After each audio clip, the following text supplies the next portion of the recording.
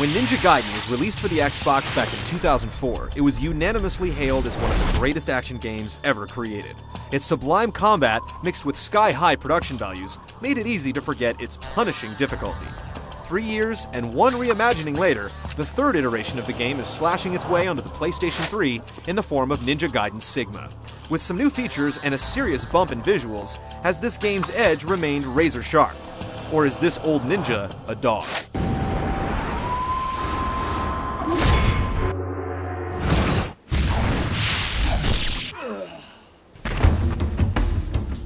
Sigma tells the tale of longtime industry icon Ryu Hayabusa. After his entire village is slaughtered by a massive samurai named Doku, he sets off to get vengeance. Along the way, he runs into an interesting cast of characters that are all woven into the fabric of the plot. Not everyone is who they seem, and although some of the plot twists are fairly predictable, it's serviceable prose for an action game. One of the primary characters is Rachel the Fiend Hunter.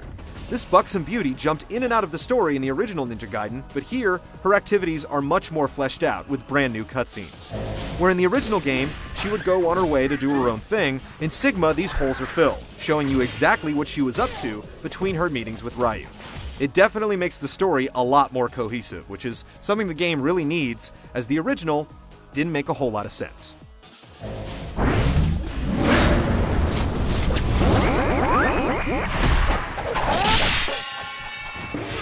Ninja Gaiden Sigma's game design is similar to that of the Zelda series. As Ryu progresses, he's rewarded with new weapons, extended health bars, and more energy to pull off magic. Weapons can be upgraded to 3 different levels, and scrolls can be purchased that give Ryu new attacks with each one. New to the series is Dragon's Claw and Tiger's Fang, a pair of razor-sharp swords that are just as effective and versatile as the Dragon Sword, yet have an entirely new set of attacks. You also get the full complement of armaments from the original game, ensuring that there's a weapon on offer for just about any taste and situation. Save points are scattered throughout the game, and if there's one criticism of the design, it's that they can be uneven. Some come right after the other, but sometimes you'll have to trudge through several packs of enemies and a couple boss encounters before being able to save your progress. The single-player quest will take upwards of 15 hours for the average player, and once the game is complete, Mission Mode is unlocked, which pits you against a vast variety of the game's enemies arena-style. More difficulty levels are also unlocked for play for the truly masochistic players, as even on the default setting, Sigma is no cakewalk. While we would have loved head-to-head online multiplayer, it hasn't been included, but at least you have the option to upload your scores to a leaderboard. A lot of atmospheric elements have been added, like leaves blowing in the wind, and a majority of the enemies have been completely remodeled. We faced a couple of rare bouts of slowdown, but otherwise, the game runs consistently smooth, all at the god-smacking resolution of 1080p.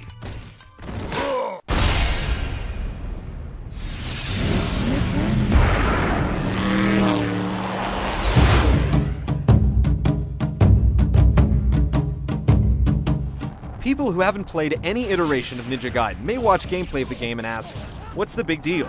Ryu is not short on flash, but for the uninitiated, it can look a lot like button mashing.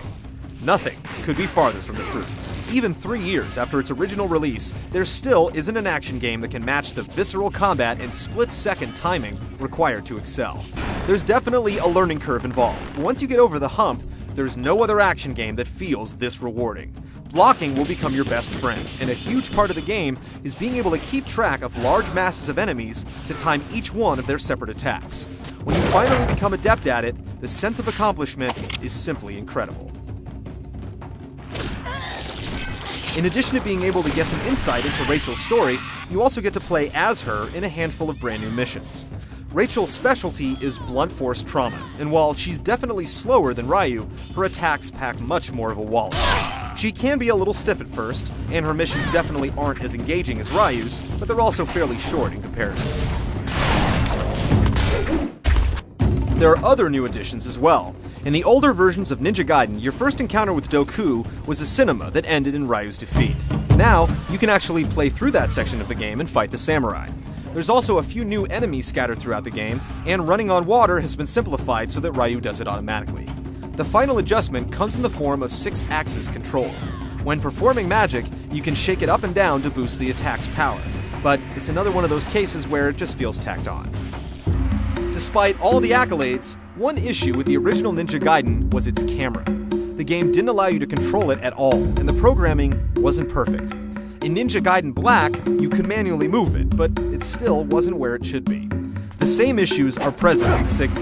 You have complete control over the camera, but in tight quarters, it can sometimes have a mind of its own, leaving you blinded to incoming attacks. That said, the bulk of the combat takes place in wide open areas, where it's not an issue, and more of the problems really come into play when navigating perilous platforms.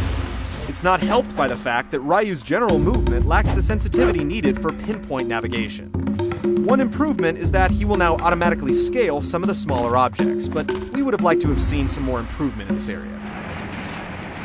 A lot of people complained about the difficulty level in prior versions of the game, and Team Ninja has not listened to your cries. You're still gonna have to buck up and resist the urge to give your 6-axis a toss. Well, that's unless you want to give in and go to Ninja Dog mode, which is noticeably easier, but Ryu has a feminine accessory to remind you that you couldn't make the cut.